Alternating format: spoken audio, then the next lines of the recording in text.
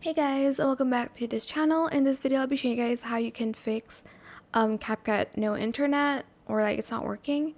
But what you actually need to do is you need to log into your account and it should work. If you do this on your phone or on the PC app, if you go back to homepage here, you're just going to select sign in and you can sign in using any of these platforms.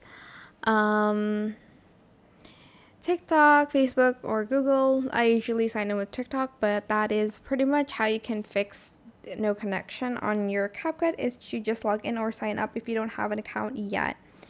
And that is it. I hope it was helpful for you guys. Don't forget to like, comment, share, and also subscribe to this channel if you haven't done that already.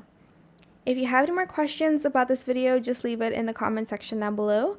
I will try my best to answer them all for you guys. And if you found this video helpful, please click the thanks button as well. That is it. Thank you so much for watching. Bye.